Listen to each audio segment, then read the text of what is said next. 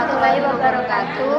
Jadi kami akan mempresentasikan kelompok dari beberapa makalah tanya jawab. Dimulai dari saya, kelompok makalah nomor 3. Saya Tri Ananda Amangunto akan bertanya kepada Sri Ilmiasi Pomela. Saya akan bertanya, metode apa saja yang tepat untuk membantu perkembangan orang anak? Nah, baik, di sini saya akan menjawab pertanyaan dari Tri Amangunto. Pendidikan nilai dapat disampaikan dengan metode langsung atau tidak langsung. Metode langsung mulai dengan penentuan perilaku yang dinilai baik sebagai upaya indoktrinasi berbagai ajaran. Caranya dengan memusatkan perhatian secara langsung pada ajaran tersebut melalui mendiskusikan, mengilustrasikan, menghafalkan, dan mengucapkannya. Keseluruhan pengalaman di sekolah dimanfaatkan untuk mengembangkan perilaku yang baik bagi anak didik yang telah dilakukan menunjukkan bahwa metode yang dipakai dalam menanamkan nilai moral kepada siswanya adalah sebagai berikut. Yang pertama, bercerita, bernyanyi, karya wisata, syair, bermain, output bersama, peran diskusi, pembiasaan perilaku dan teladan. Baik, berikut saya akan bertanya kepada Tri Amangunto tentang makalah kelompok 4. Bagaimana cerminan kita dalam aktivitas kebugaran jasmani yang baik untuk anak-anak? Baiklah, saya akan menjawab pertanyaannya. Jawabannya, kebutuhan rasa aman pada siswa akan terpenuhi apabila guru dapat menghadirkan suasana kelas yang tenang dan damai. Perpihakan seorang guru kepada siswa tertentu juga dapat menimbulkan rasa tidak aman pada siswa, sehingga guru hendaknya dapat bersikap adil dan netral. Namun demikian seperti ditemukannya sebelumnya bahwa guru perlu memberikan stimulus yang dapat menyadarkan siswa bahwa disiplin dan aturan belajar yang disepakati dan dikompromikan adalah perlu, sehingga siswa tidak salah mengartikan dengan perilaku yang suka-suka sendiri dalam memenuhi rasa tidak aman tersebut. Dan sangat baik juga jika jenis latihan kebugaran jasmani bagi anak-anak bisa dilakukan dengan membuatkan tulang, yaitu berjalan kaki, lari, bersepeda, naik turun tangga, dan senam, dan masih banyak lagi. Nah, berikut pertanyaan kelompok 5 dari makalah kelompok 5. Apa indikator yang digunakan dalam mengukur perkembangan peserta didik? Baiklah, saya akan menjawab. Bentuk dan indikator keberhasilan siswa dalam belajar umumnya memiliki keterkaitan satu sama lain. Artinya, jika siswa memiliki bentuk keberhasilan tersebut, artinya mereka sudah mencapai indikator keberhasilan belajar. Pasalnya, untuk menentukan kemajuan yang akan dicapai siswa, kita harus ada kriteria atau patokan pengacu pada tujuan. Pembelajaran yang sudah ditetapkan sebelumnya hari ini juga menjadi nilai beberapa besar pengaruh metode atau strategi belajar. Mengajar pada keberhasilan siswa ada beberapa yang menjadi bentuk keberhasilan siswa, yaitu 1. Siswa memiliki pengetahuan dan wawasan baru lebih luas. 2. Siswa menemukan keterampilan minat belajar serta mampu meningkatkannya lebih baik. 3. Siswa memperoleh sikap dan karakter yang lebih baik. 4. Siswa mendapatkan prestasi di belajar di sekolah. 5. Siswa memiliki kreativitas dan inovasi tinggi sehingga dapat menciptakan karya baru yang bermanfaat. Baiklah, saya akan mempertanyakan makalah kelompok 6. Jelaskan pendidikan karakter menurut Ratna Megawati. Baik, di sini saya akan menjawab pertanyaan dari Tria.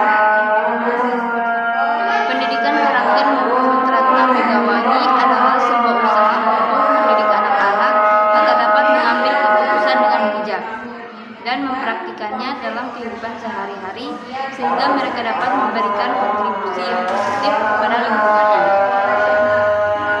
Pendidikan karakter memiliki makna lebih tinggi dari pendidikan moral, karena pendidikan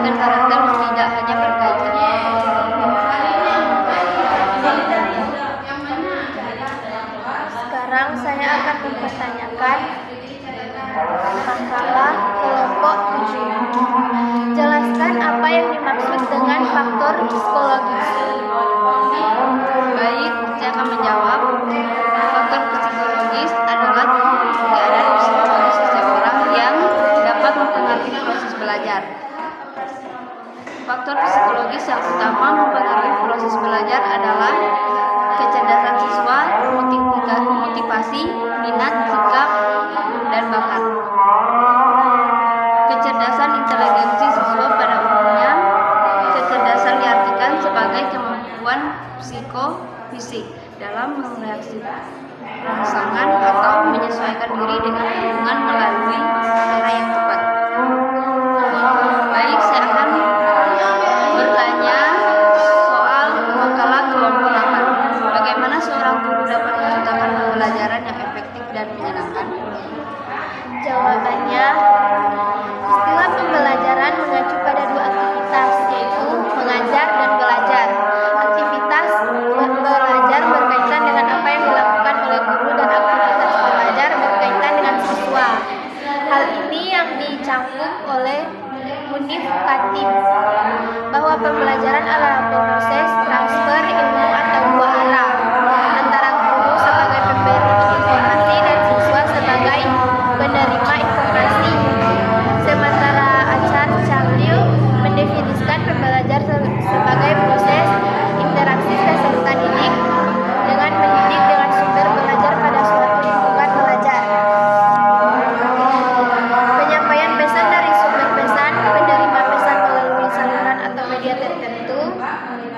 Kita dapat mendefinisikan tersebut dengan 3 unsur penting, yaitu proses yang direncanakan guru, 2 sumber belajar, 3 siswa yang belajar. Dalam rangka menciptakan pembelajaran yang menyenangkan, ada beberapa hal yang harus dilakukan oleh guru. 1. Menyapa siswa ramah dan bersemangat. Untuk menciptakan awal yang berkesan adalah penting, karena untuk mempengaruhi jika awalnya yang baik, menarik, dan memikat, maka proses pembelajaran akan lebih hidup. 2. Menciptakan suasana rileks. Menciptakan lingkungan yang rileks yaitu menciptakan lingkungan yang nyaman, atau aturlah posisi tempat secara berkala sesuai keinginan siswa, bisa memakai format U, lingkaran, forefront, dan lain-lain. Motivasi belajar sebuah konsep utama dalam banyak teori pembelajaran. Sangatlah penting untuk mendorong perhatian siswa, kecemasan, dan umpan balik untuk menguatkan. 4. Menggunakan ice breaking. Dalam belajar, terkadang kita melihat timbulnya suasana yang menyebabkan kita mencapai tujuan pembelajaran. Seorang guru harus peka ketika ia melihat gejala yang menunjukkan bahwa siswa tidak konsentrasi untuk mengajar. Jadi kita melakukan ice breaking agar siswa segar, konsentrasi kembali. Ice breaking bisa berupa yel-yel, tepuk ice breaking, atau menyanyi gerak lagu atau gerak anggota badan, dan games. 5. Menggunakan metode yang variatif.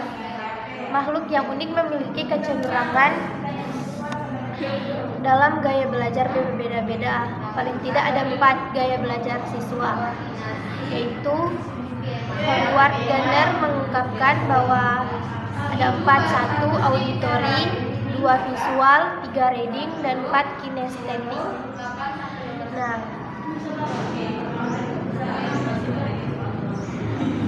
saya akan menanyakan soal makalah kelompok 9. Mengapa kita harus mempelajari teori belajar dan pembelajaran?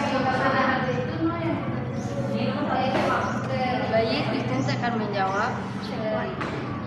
Dengan menguasai teori belajar dan prinsip pembelajaran yang mendidik, setidaknya guru dapat memahami apa dan bagaimana sebenarnya proses belajar itu terjadi pada diri peserta didik, sehingga guru dapat mengambil tindakan pedagogik dan eduktif yang tepat bagi penyelenggaraan pembelajaran. Selain itu, guru dapat memiliki dan menggunakan pendekatan, strategi, metode, dan teknik pembelajaran yang variatif dan efektif dalam pelaksanaan pembelajaran sehingga dapat mencapai hasil pembelajaran yang optimal. Baik, di sini saya akan bertanya makalah kelompok 10. Mengapa perkembangan kognitif masa kanak-kanak awal oleh Piaget disebut tahap pra-operasional? Jawabannya, karena pada masa kanak-kanak ini belum siap untuk terlibat dalam operasi yang bersifat mental logis. Pada tahap operasional konkret di masa pertengahan anak-anak yang dimaksud dengan masa pra-operasional yaitu anak yang berumur 2 atau 7 tahun. Baiklah, saya akan bertanya makalah selanjutnya yaitu makalah kelompok 11. Jelaskan pemecahan masalah menurut Abdurrahman. Baik, di sini saya akan menjawab. Pemecahan masalah menurut Abdurrahman adalah aplikasi dari konsep dan keterampilan dalam pemecahan masalah biasanya melibatkan beberapa kombinasi konsep dan keterampilan dalam situasi baru atau situasi yang berbeda. Bagi siswa yang mengalami kesulitan belajar matematika, diperlukan pemahaman konsep pada bilangan pecahan terutama pada operasi hitung dasar. Baik, saya akan bertanya makalah kelompok 12. Jelaskan pihak-pihak terkait konversi hak anak. Baik, saya akan menjawab kelompok terakhir yaitu kelompok 12. Yaitu jawabannya 1. Anak sebagai pemegang hak. 2. Negara sebagai yang berkewajiban memenuhi hak anak. Konferensi hak anak menempatkan keluarga atau keluarga pengganti dalam posisi sentral bagi pemenuhan hak anak. Maka pihak orang tua atau keluarga di masyarakat umumnya mempunyai tanggung jawab sepenuhnya untuk anak. Baiklah, itulah beberapa pertanyaan dari beberapa makalah. Baik, dan kalau ada salah mohon dimaafkan. Wassalamualaikum warahmatullahi wabarakatuh.